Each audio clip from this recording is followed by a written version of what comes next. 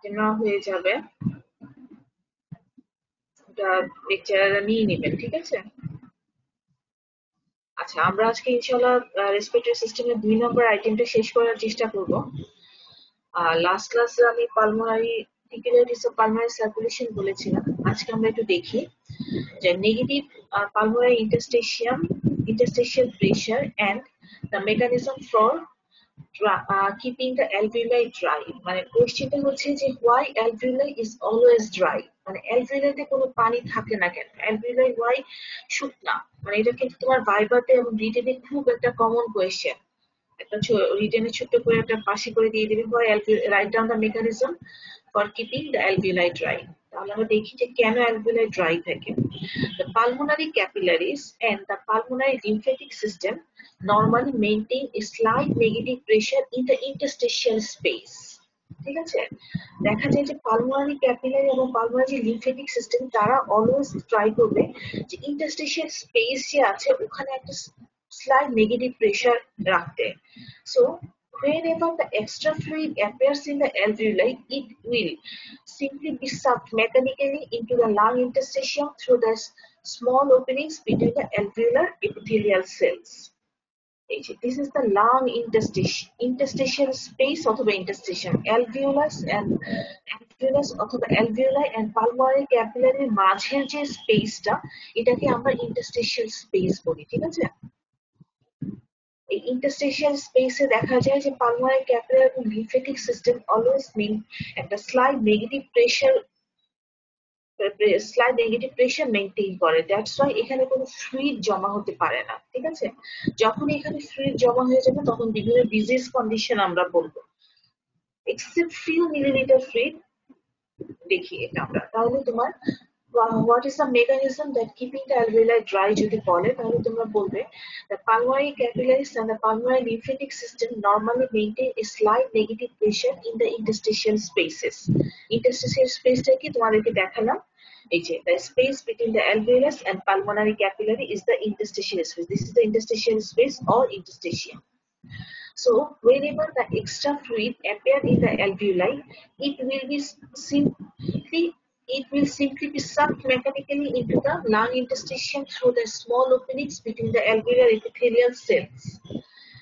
Then the excess fluid is either carried away through the pulmonary lymphatics or absorbed into the pulmonary capillaries। Thus, under normal condition, the alveoli are kept dry except for a small amount of fluid that seeps from the epithelium onto the lining surface of the alveoli to keep them moist। মানে কথাটার মানে হচ্ছে যে এই স্পেসে তোমার কোনো রকম কোনো ফ্লুইড থাকতে পারবে না, এটা হচ্ছে তোমার ড্রাই থাকবে, ঠিক আছে? ড্রাই থাকবে, এখানে কখনোই কোনো ফ্লুইড বলতে তোমার ওয়াটার, তোমার ব্লাড কোনো কিছুই আসতে পারবে না, কিন্তু তোমার খুব ফিউ মিলিলিটার মানে খুবই নেগলিজিবল অ্যামাউন্ট একটা ফ্লুইড থাকবে যেটা তোমার হচ্ছে তোমার এই এপিথেলিয়াম গুলোকে ময়েস্ট রাখার জন্য। তাহলে তোমার কেন এই জায়গাটায় মানে অলওয়েজ ইন্টারস্টিশিয়াম বা পালমোনারি অ্যালভিওলাইতে ড্রাই থাকে? বিকজ পালমোনারি ক্যাপিলারি আর পালমোনারি লিম্ফেটিক সিস্টেম যেটা আছে সেটা হচ্ছে ইন্টারস্টিশিয়াল স্পেসে একটা স্লাইট নেগেটিভ প্রেশার ক্রিয়েট করে। কেন জানি কোনো একটা অদ্ভুত কারণে তোমরা বারবার এই কথাগুলোই বলতে পারো না, যেগুলো কিন্তু খুবই মানে সহজ কথা। আমি আবার বলছি, দেখো, the negative pulmonary interstitial pressure and the mechanism for keeping the alveoli dry। The pulmonary capillaries and pulmonary lymphatic system normally maintain a slight negative pressure in the interstitial space। So, whenever extra fluid appears in the alveoli, it will simply be sucked mechanically into the lung interstitium through the small openings between the alveolar epithelial cells। Then this excess fluid is either carried away through the pulmonary lymphatics or absorbed into the pulmonary capillaries। মানে এখানে তোমার কোনো ফ্লুইডই থাকতে পারবে না, যে ফ্লুইডটা আসবে সেটা হচ্ছে হয় তোমার পালমোনারি লিম্ফ্যাটিক দিয়ে তোমার ক্যারিড অ্যাওয়ে হয়ে যাবে অথবা তোমার পালমোনারি ক্যাপিলারি দিয়ে অ্যাবজর্ব হয়ে যাবে। Thus, so under normal conditions the alveoli are kept dry except for a small amount of fluid that seeps from the epithelium onto the lining surface of the alveoli to keep them moist। এই তোমার যে small amount মানে খুবই negligible amount, এটাকে তুমি ধরতে পারবে না, এই অ্যামাউন্ট অফ ফ্লুইডটা থাকবে অনলি জাস্ট তোমার কিপ দেম ময়েস্ট, ঠিক আছে? নাও দ্য পালমোনারি ইডিমা। ইডিমা কথাটার মানে কি? ইডিমা মানে তোমার বডির যে কোনো জায়গায় ইডিমা কিভাবে হয়? ইডিমা মানে হচ্ছে অ্যাকুমুলেশন অফ ফ্লুইড। হ্যাঁ, তোমার হচ্ছে পিটিং ইডিমা, নন পিটিং ইডিমা, অনেক রকম ইডিমা আছে। তাহলে আমরা দেখবো যে পালমোনারি ইডিমাটা কি। এটা যদি শর্ট নোট আসে, প্লিজ স্টার দাও, ইনফিনিটি স্টার দাও, প্রতিবারই ঘুরে ফিরে আসতেছে। The pulmonary edema occurs in the same way that edema occurs elsewhere in the body. মানে হচ্ছে তোমার অন্যান্য জায়গায় যেমন করে ইডিমা হয়, পালমোনারি ইডিমা সেম ওয়েতে হয়। তাহলে আমরা একটু দেখি কিভাবে হচ্ছে। Any factor that increase the fluid filtration out of the pulmonary capillaries or that impedes the pulmonary lymphatic functions and causes the pulmonary interstitial fluid pressure to rise them from negative range into a positive range will cause rapid filling of the pulmonary interstitial space and alveoli with a large amount of free fluid. তাহলে এখানে আমরা কি বুঝলাম যে pulmonary oedema হচ্ছে তোমার বডির অন্যান্য জায়গায় যেমন করে ইডিমা হয় সেম একই মেকানিজমে হচ্ছে। তাহলে এখানে কি হয়, এনি ফ্যাক্টর যে কোনো ফ্যাক্টর যেটা তোমার হচ্ছে fluid filtration out of the pulmonary capillaries থেকে যে ফ্লুইডটা ফিল্ট্রেশন হয় ওটাকে যদি এনি হাউ বাড়িয়ে দেয়, অথবা পালমোনারি যে লিমফ্যাটিক ফাংশন আছে ওটাকে যদি তোমার মানে ওটা ওটা যদি ইমপেড বা তোমার হচ্ছে কি বলে যে ডিস্টার্ব করে দেয়, এবং তোমার কি করবে ইন্টারস্টিশিয়াল প্রেশারটা ইউজারের নেগেটিভ থাকবে, ওকে যদি পজিটিভ রেঞ্জ পর্যন্ত নিয়ে যায়, ওটা করে কি rapid filling of the pulmonary interstitial space. মানে পালমোনারি ইন্টারস্টিশিয়াল স্পেসে যেখানে কোনো ফ্লুইড থাকার কথা ছিল না, ওখানে আলটিমেটলি ফ্লুইড জমা হতে থাকে। এবং ইন্টারস্টিশিয়াল স্পেস এন্ড অ্যালভিউলাই, আমরা একটু আগেই বললাম যে অ্যালভিউলাইটা নরমালি ড্রাই থাকে, কিন্তু যখন তোমার দেখা যায় যে কোনো কারণে fluid filtration out of the capillaries is increased or pulmonary lymphatic function is disturbed or impedes, এটা কি করবে, অথবা পালমোনারি ক্যাপিলারি প্রেসার যেটা হচ্ছে তোমার পালমোনারি ইন্টারস্টিশিয়াল ফ্লুইড প্রেসার যেটা হচ্ছে নেগেটিভ রেঞ্জ থেকে পজিটিভ রেঞ্জে যাবে, ওরা কি করবে rapid filling of the interstitial space and alveoli with large amount of free fluid. দেখো এখানে কিন্তু একটা কথা হচ্ছে ফ্রি ফ্লুইড। হ্যাঁ, ওই জায়গাটার মধ্যে তোমার অনেক বেশি ফ্রি ফ্লুইড জমা হয়ে যাবে। This is the normal healthy alveoli. এটা কিন্তু ড্রাই, হ্যাঁ, এখানে কোনো ফ্লুইড নাই। This is the pulmonary edema. যখন তোমার অ্যালভিওলাই এবং ইন্টারস্টিশনে পানি জমা হবে তখন ওকে আমরা পালমোনারি ইডিমা বলবো। আচ্ছা, তাহলে যদি একটু ডেফিনিশন আমরা একটু বলতে চাই, the excess accumulation of fluid in the lung interstitium and alveoli is called pulmonary edema.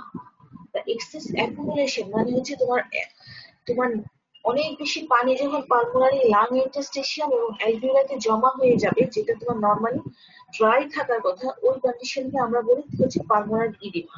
তাহলে excess accumulation of fluid in the lung interstitium and alveoli are called pulmonary edema. There are two main causes of pulmonary edema. There are several causes, but basically দুইটা main cause, like number one, increased pulmonary venous pressure and pulmonary capillary pressure. কখন হয়? দুইটা কন্ডিশনে, যখন তোমার left heart failure হবে and mitral valve diseases like stenosis or regurgitation. তাহলে আমরা দেখি যে left heart failure and mitral valve ডিজিজে তোমার কি হয়, পালমোনারি ভেনাস প্রেসারটা অনেক বেড়ে যায়, as well as pulmonary capillary প্রেসারটাও বেড়ে যায়। সেই ক্ষেত্রে তোমার কি হয় যে ফ্লুইডটা প্রেসার বেড়ে গেলে সেই ফ্লুইডটা এসে তোমার লাং ইন্টারস্টিশন এন্ড অ্যালভিওলাইতে ওই ফ্লুইডটা তোমার জমা হতে থাকে ইভেন্চুয়ালি। আরেকটা কজ কি বলতে পারি আমরা, যেটা হচ্ছে তোমার দেখো যে damage of the pulmonary capillary membrane which is caused by the infections like pneumonia, breathing of chlorine gas, breathing of some noxious gases like chlorine gas or sulfur dioxide gas. তাহলে এটা কিন্তু বায়োলজিতে খুব common question, what are the causes of pulmonary oedema. তাহলে এক number যদি বলো তোমরা কি বলবে যে left heart failure and mitral valve disease including stenosis or regurgitation. এখানে তোমার কি হচ্ছে, তোমার পালমোনারি ভেনাস প্রেসার এবং পালমোনারি ক্যাপিলারি প্রেসারটা অনেক অনেক বেড়ে যায়। আর হচ্ছে তোমার পালমোনারি ক্যাপিলারি মেমব্রেন যদি কোনো কারণে ড্যামেজ হয়, পালমোনারি ব্লাড ক্যাপিলারি মেমব্রেন যদি কোনো কারণে ড্যামেজ হয়, কিভাবে ড্যামেজ হতে পারে, like infections like pneumonia or breathing of some noxious agents like chlorine gas or sulfur dioxide gas. এই দুইটা কজে তোমার এই দুইটা ক্ষেত্রে তোমার কি হয় দেখো, Each of these mechanisms causes rapid leakage of both plasma protein and fluid out of the capillaries and into the lung interstitial space and alveoli. ঠিক আছে?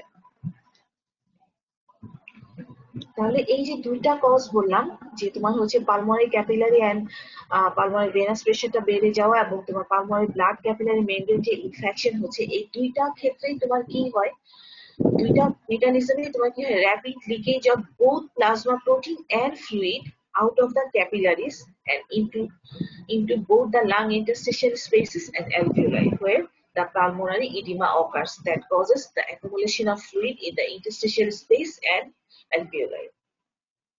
Now, তাহলে আমাদের নরমালি কিন্তু নরমাল পার্সনদের কিন্তু পালমোনারি ইডিমা হচ্ছে না, ঠিক আছে?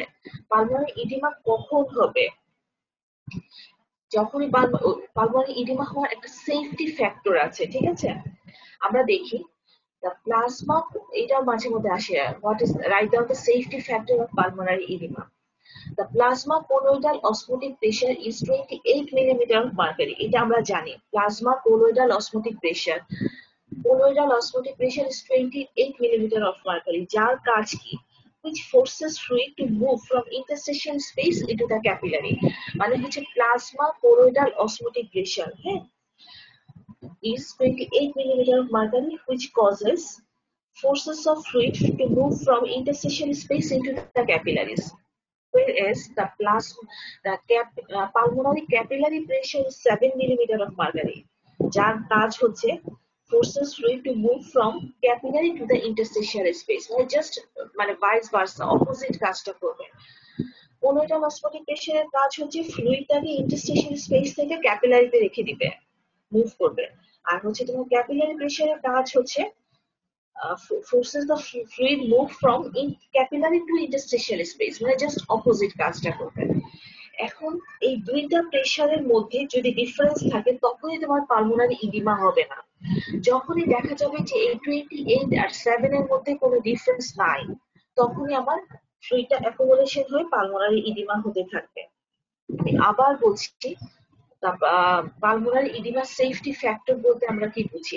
Pulmonary colloidal osmotic pressure and pulmonary capillary প্রেসারের মধ্যে যখন ডিফারেন্স থাকে তখন কারো পালমোনারি ইডিমা হবে না, মানে ফ্লুইড অ্যাকুমুলেশন হবে না।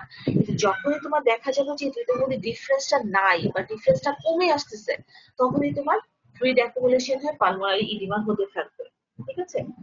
তাহলে the pulmonary colloidal osmotic pressure is 28 millimeter of mercury and pulmonary capillary pressure is 7 millimeter of mercury.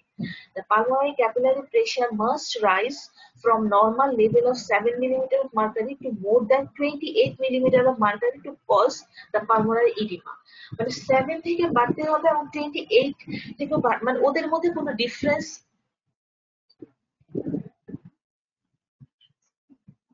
মানে ডিফারেন্স যখনই থাকবে তখনই তোমার কোনো পালমোনারি ইডিমা হবে না। মানে দুইটা প্রেশারের মধ্যে ডিফারেন্স থাকলেই তোমার পালমোনারি ইডিমা হবে না। যখনই কোনো ডিফারেন্স থাকবে না তখনই তোমার পালমোনারি ইডিমা হবে। তাহলে আমরা দেখি the difference between these two pressure is 21 millimeter of mercury. কিভাবে?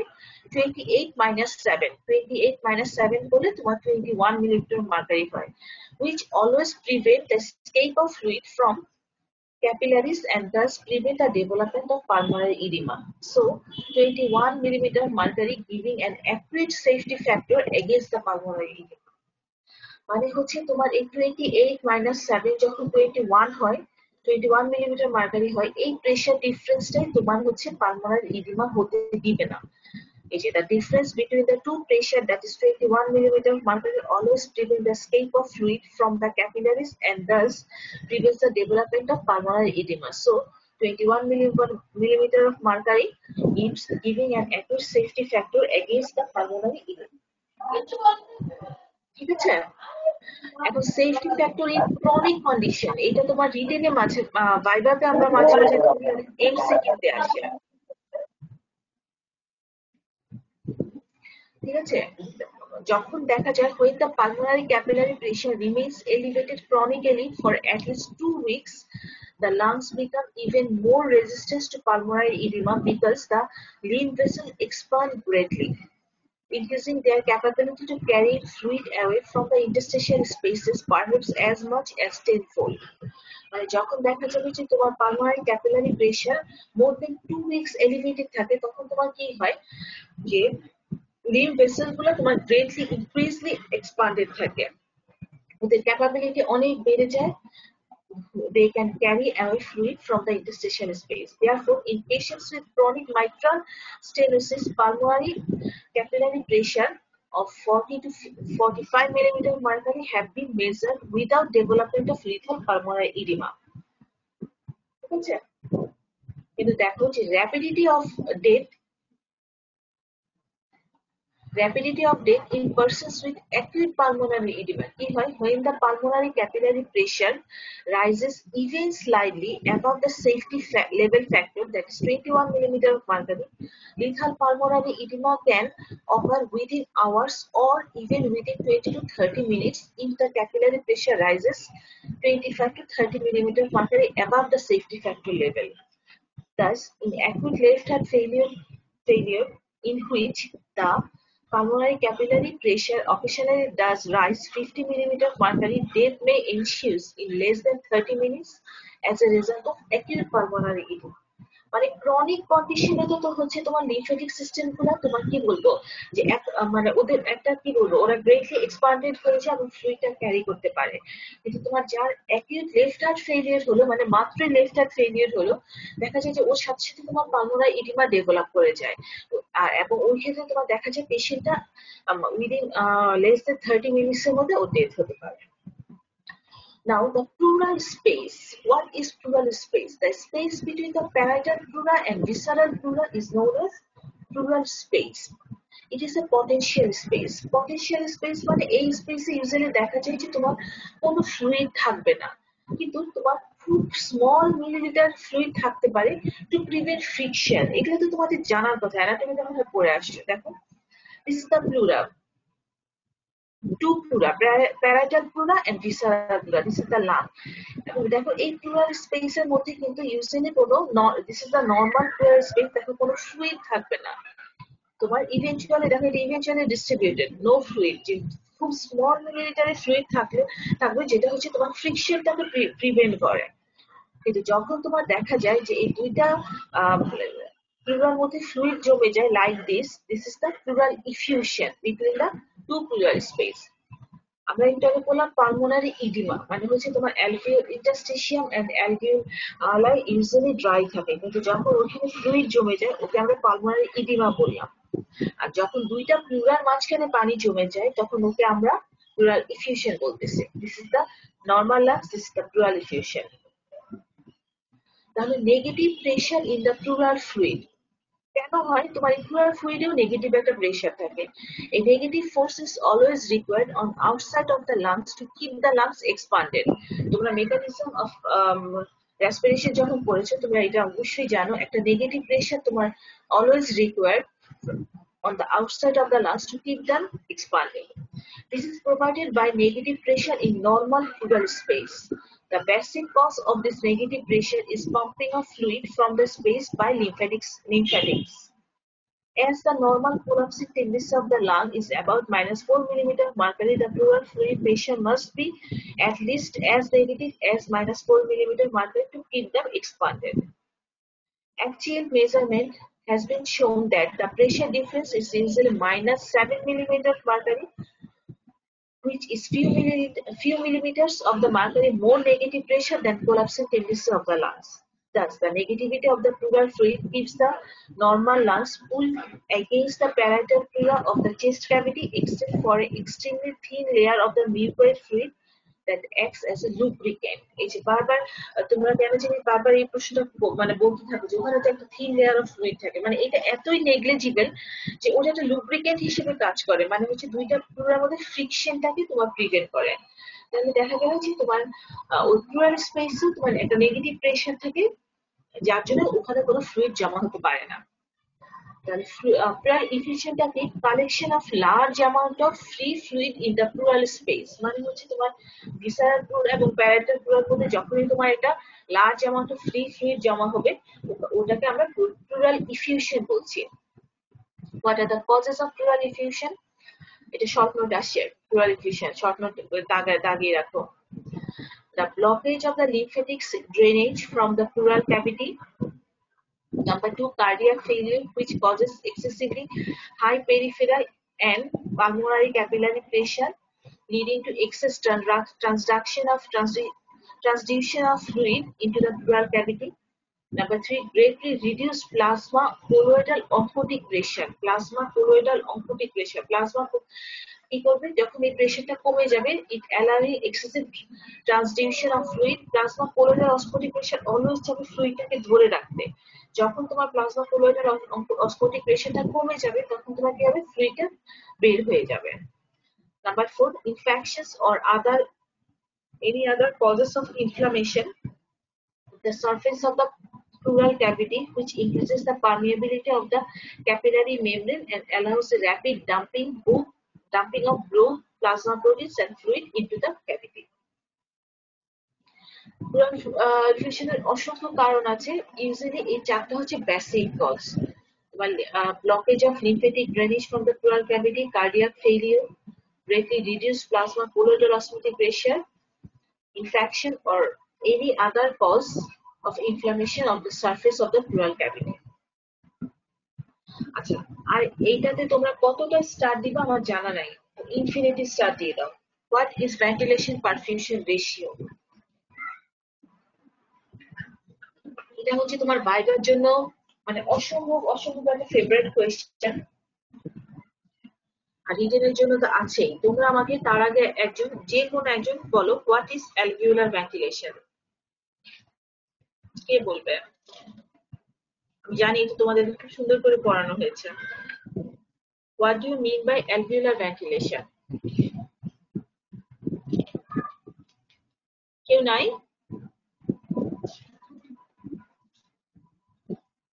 alveolar ventilation কাকে বলে?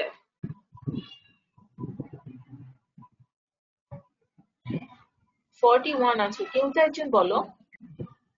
Ma'am, the rate at which new air reaches the gaseous exchange areas of lungs is called alveolar ventilation. Very good, very good. তাহলে হচ্ছে it is the total amount of new air that reaches the alveoli and other gas exchange areas of the lungs like alveolar sac, alveolar duct, respiratory bronchi per minute is called alveolar ventilation. ঠিক আছে, আমরা তাহলে alveolar ventilation এর ক্যালকুলেশনটা কি জানবো? Alveolar ventilation equal to respiratory rate into tidal volume minus dead space volume. ঠিক আছে, তাহলে হচ্ছে তোমার ইউজালি আলটিমেটলি ক্যালকুলেশন করে আমরা পাই হচ্ছে 4.2 লিটার পার মিনিট। তাহলে এখন ভেন্টিলেশন পারফিউশন রেশিও এই কথাটার মানে কি? আমি ডেফিনেশনে যাওয়ার আগে বলবো ভেন্টিলেশন মানে হচ্ছে the process of air reaches or leaves the alveoli, মানে হচ্ছে এয়ারের প্যাসেজটাকে, বাতাসের যে প্যাসেজ ওকে আমরা ভেন্টিলেশন বলি। আর পারফিউশন কথাটার মানে হচ্ছে the passage or the process by which blood reaches the alveoli or leaves the alveoli is known as perfusion। মানে হচ্ছে ventilation related with air and perfusion related with blood. তাহলে হচ্ছে ventilation হচ্ছে তোমার the air reaches the alveoli or other gas exchange areas of the lung, R perfusion হচ্ছে blood reaches the alveoli or other gas exchange areas of the lung। তাহলে দেখো ventilation perfusion ratio কাকে বলে? The ratio of alveolar ventilation to pulmonary blood flow for the whole lung at rest is called ventilation perfusion ratio। Please এটা জ্ঞান থেকে নেওয়া, আপনারা এভাবেই বলবেন। হ্যাঁ, the ratio of alveoli, আপনি প্লিজ তোমরা এখানে ইনফিনিটি স্টার দিয়ে রাখো, এটা কিন্তু রিটেন এবং ভাইবা আসে আমাদের রিটেন মানে আমরা কোশ্চেনে দিয়েই থাকি, খুবই ইম্পর্টেন্ট একটা question. The ratio of alveolar ventilation to pulmonary blood flow for the whole lung at rest is known as ventilation perfusion ratio। তাহলে আমরা জানি alveolar ventilation which is expressed as VA equal to 4.2 liter per minute, perfusion that is the total pulmonary blood flow which is expressed as Q equal to 5.5 liter per minute। তাহলে আমরা যদি ইকুয়েশনের মাধ্যমে বলতে চাই, it is expressed as VA by Q, মানে alveolar ventilation divided by pulmonary blood flow. তাহলে VA by Q equal to alveolar ventilation divided by total pulmonary blood flow. So VA by Q equal to 4.2 divided by 5.5. আমরা জানি alveolar ventilation 4.2, pulmonary total pulmonary blood flow equal to 5.5. যদি আমরা এটা divide করি ultimately আমরা পাবো 0.8. তাহলে normal ventilation perfusion ratio, that is expressed as VA by Q equal to 0.8. আচ্ছা, এটা যেহেতু তোমার একটা রেশিও, এটা তোমার কোনো এখানে কোনো তোমার একক থাকবে না, তোমরা 0.8 বলে তোমার লিটার পার মিনিট বলো, কখনোই না, ঠিক আছে? 0.8. তাহলে ventilation perfusion ratio কি? The ratio of alveolar ventilation to pulmonary blood flow for the whole lung at rest is known as ventilation perfusion ratio.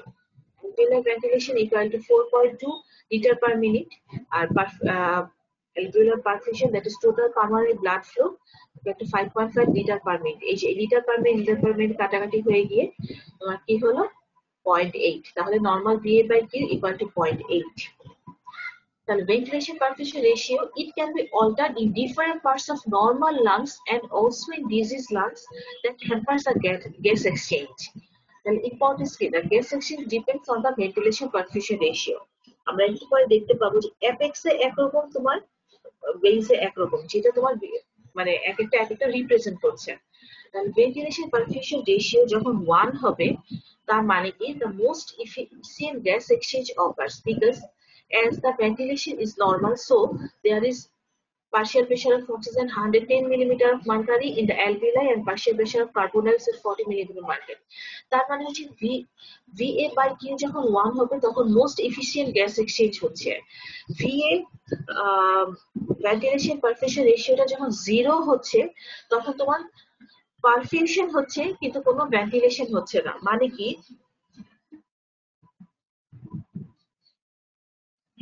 তোমার কোনো এয়ার যাচ্ছে না কিন্তু স্টিল তোমার ব্লাড যাচ্ছে না, তখন তোমার কি হবে, আলটিমেটলি ভেন্টিলেশন পারফিউশন রেশিওটা তোমার 0 হবে।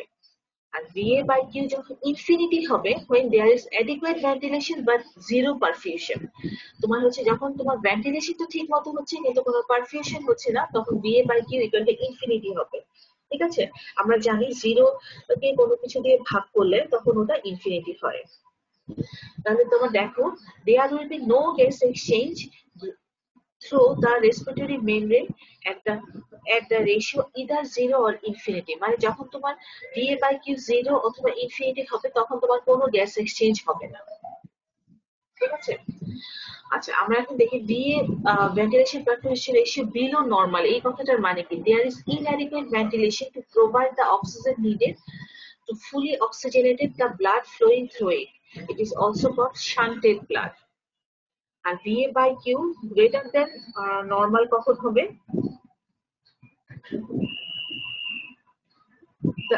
Here the alveolar ventilation is more than perfusion, so air is wasted and produces physiological dead space along the wasted ventilation of anatomical dead space. এগুলা কিন্তু তোমরা জানো। সবচেয়ে ইম্পর্টেন্ট হচ্ছে ভেন্টিলেশন পারফিউশন রেশিওর ইম্পর্টেন্সটা কি দেখো। ইন দ্য অ্যাপেক্স লাংসকে আমরা apex এবং বেঞ্চ দুইটা ভাগে ভাগ করি। In the apex of the lungs ventilation perfusion ratio is high, which represent the physiological dead space. মানে হচ্ছে তোমার ভেন্টিলেশন হচ্ছে কিন্তু কোনো পারফিউশন হচ্ছে না। আর in the base of the lungs VA by Q is low, which represent the physiological shunt. এটা কিন্তু বারবার ধরা হয়, বুঝছো, যে তোমার অ্যাপেক্সে তোমার কি ওই ফিজিওলজিক্যাল ডেড স্পেস আর হচ্ছে তোমার বেসে হচ্ছে ফিজিওলজিক্যাল শান্ট। এটা কিন্তু তোমরা অলরেডি জানো, what is physiological dead space. When the ventilation of some alveoli is great but alveolar blood flow is low, there is far more available oxygen in the alveoli that can be transported away from the alveoli by flowing blood. Thus, the ventilation of this alveoli is said to be wasted. The ventilation of anatomical dead space areas of the respiratory passage ways is also wasted. The sum of these two types of wasted ventilation is called physiological dead space. R shunt মানে কি, একটা pathway, abnormal pathway, দেখা যায় certain fraction of venous blood passing through the pulmonary capillaries does not oxygenate it, is called shunted blood. একটা venous admixture হয় 2% of cardiac output passing through the bronchial vessels cannot oxygenate it also called shunted blood.